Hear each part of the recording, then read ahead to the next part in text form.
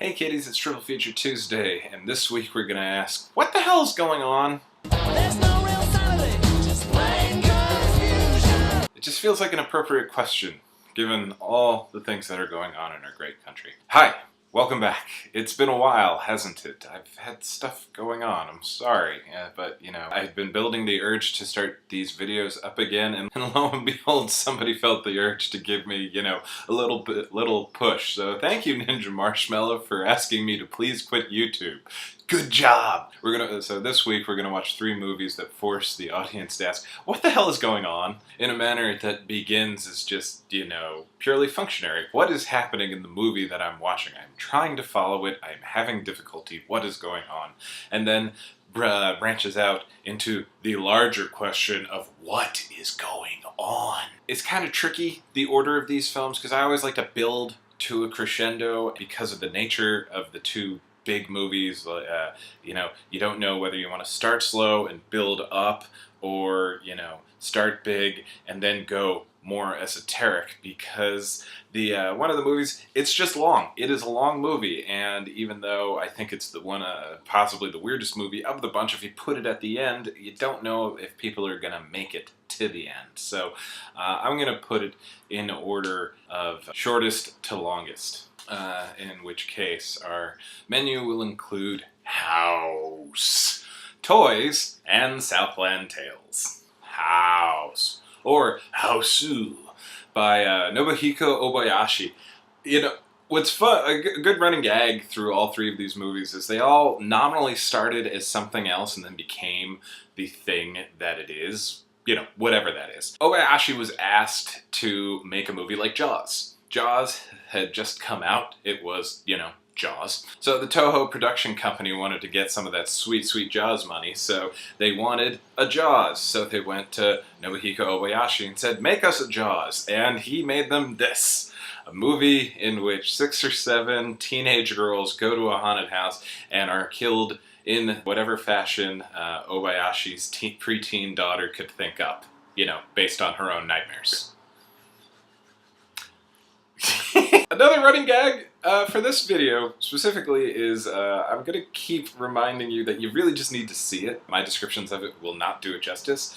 Yeah, the plot is nominally 6 or 7 girls go to visit one of their aunts. All of the female characters, the main girls, are named after descriptions of their personalities. You know how, like in A Nightmare on Elm Street, everybody is killed in an ironic fashion considering what their biggest hobby is? Yeah, same exact thing, only this takes it a step farther by not even pretending that these characters are actually characters. They are just vehicles for personality traits. So we have Gorgeous, who is pretty fantasy, who is a model, Mac, who eats a lot, stomach, Prof, who is the nerdy girl, Kung Fu, who deals with everything with her Kung Fu, Melody, who plays piano and is eaten by a piano in spectacular fashion, and Sweet, who, she's just nice. The haunted house, the aunt, yeah, she's just there. She's just there and she's crazy. At different points, the house kind of turns into Pee-wee's Playhouse, and the cat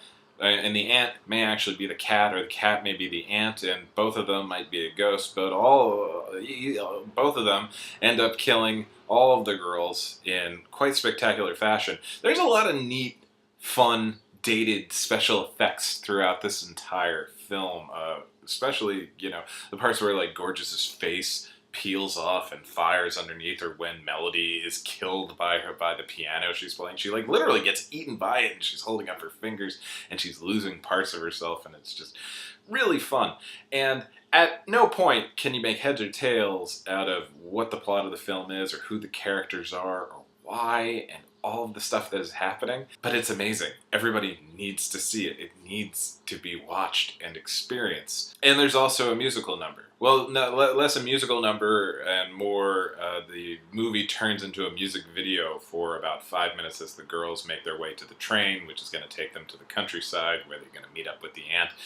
And everything goes horribly, horribly wrong, and at some point a man is transformed into a pile of bananas.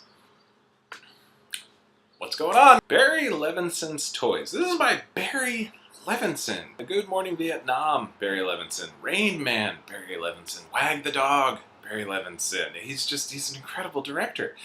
And yet there's this movie that's absolutely bizarre. It is, about Robin Williams, who plays Leslie Zevo, who is, the son of a toy factory owner whose his father dies, and he, almost inherits the factory, but then it's bequeathed to Leslie's warmongering general uncle, played by Michael Gambon.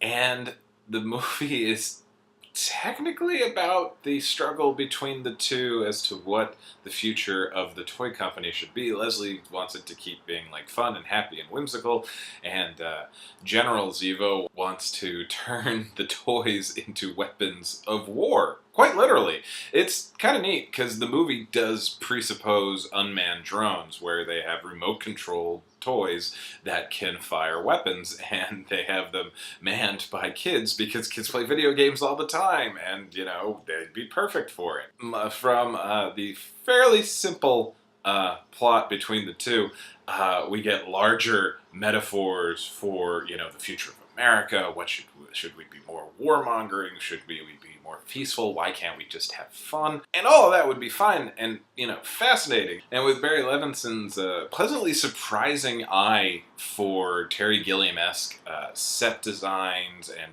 artificial reality looks, this could have been a really great movie. But because almost none of the scenes really work together, plot-wise, dialogue-wise, or tone-wise, you really can't make heads or tails of the thing at all. I love it because it was on HBO all the time when I was a kid, and, toys. It's interesting. It's Robin Williams, and it's just crazy. But you really, I've watched it several times, and I have trouble. I have made up my own explanations for why anybody is doing anything at any given point, but that doesn't really help things. And again, there's a lot of different things going on. There's the General Zevo who has an English accent despite nobody else does. There's his son, played by LL Cool J, also without a military accent, looking really, really badass in his beret and his super scary elephant security guard outfit. There's Robin Wright, who is just being gorgeous and, basically just trying to tread water as everything crazy happens around her. There's Robin Williams' music jacket. There's a jacket that every time he moves, it makes a different noise that was invented by Italian actor Giancarlo Giannini of Hannibal and Man on Fire fame. The factory does not, you see them making toys, but it's kind of insane to think that this is a thing that would make enough toys to sell, or that the toys would sell, considering the movie came out in the early 90s. Robin Williams' sister, Alsatia, played by Joan Cusack, you find out she's a robot, and there is some sort of amphibious pig that is going to murder everybody at the end. And in between, there are, drone strikes and Tetris rooms and smoking jackets. And once again, a musical number. And also, this was originally supposed to be Barry Levinson's directorial debut back in the late 70s, I believe, but then it got pushed back, mainly because how do you even explain a movie to sell it, let alone, try to market it? So that didn't happen. But there are also a couple musical numbers, most notably one where Robin Williams and Joan Cusack break into the toy factory by pretending to be MTV and lip-syncing / singing along with Thomas Dolby's song called The Mirror Song that I've been addicted to ever since, which, is neither here nor there because you have bad taste. My taste is amazing. Look at my apartment. Finally, we have Southland Tales, Richard Kelly's follow-up to Donnie Darko, which started as a movie about a boxer and a sex worker being blackmailed, or the sex worker also blackmailing the boxer, and, all sorts of crime drama that would ensue. But then September 11th happened, and Richard Kelly decided to make a message movie.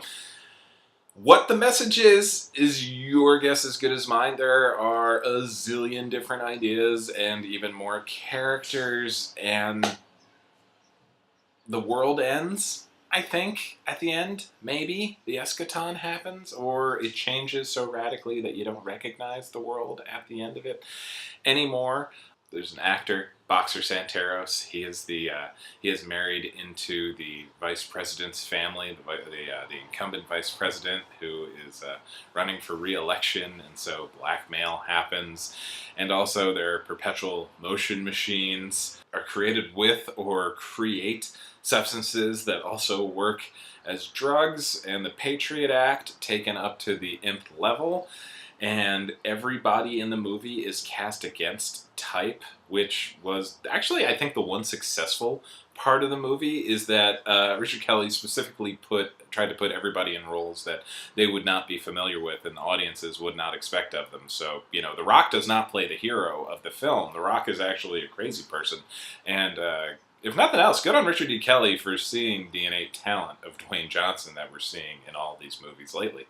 But you also get stuff like Sherry O'Terry and John Lovitz of Saturday Night Live being, moderately big heavies in the movie. Christopher Lambert plays a drug runner. Mandy Moore plays the daughter of the vice president. Wallace Shawn actually is cast completely in type as a crazy inventor of a perpetual motion machine. Kevin Smith is in this movie playing a amputee war vet / Karl Marx lookalike. God, you could just get lost in it. Justin Timberlake is in this movie as our, semi-omniscient narrator. And what's fun is that the movie is broken up into 3 sections, chapters 4, 5, and 6 of the Southland Tales saga. You ask 4, 5, and 6, where are 1, 2, and 3, Tom? Well, those are, of course, in the tie-in prequel comic book, which I've read several times cover to cover. And I gotta tell you, still not making a hell of a lot of sense. But you do see a lot of characters that were cut from the film appear in this. Namely, Janeane Garofalo is in the very last scene of the film. She is a big character in the prequel comic and presumably the original cut of the film, which comes in at 2 hours and 20 minutes. So God only knows how long the movie was originally and what it was about. And then there's Eli Roth getting killed on a toilet, and all-terrain rollerblades, and people cutting off their thumbs to commit voter fraud, and then in the middle of it, Justin Timberlake doing a musical number to The Killers' These Things I've Done. Because, like I said, musical numbers throughout the whole thing. And I have shown this to my friends and my family, and at best, I've gotten confused reactions. At worst, my dad has specifically said, Tom, never do this again. Like I said, it's long, so I don't know if it's the right one to end the triple feature on, because then you'd be asleep. But if you start it, you might not gain enough momentum to really get going. So, I leave the order up to you, but all 3 of them work together in terms of what the hell is going on in the movie and in the world and musical numbers. I'm not going to say I'll see you next week because this week's going to be busy, but hopefully at least once or twice a month we'll have videos, and I'll see you then.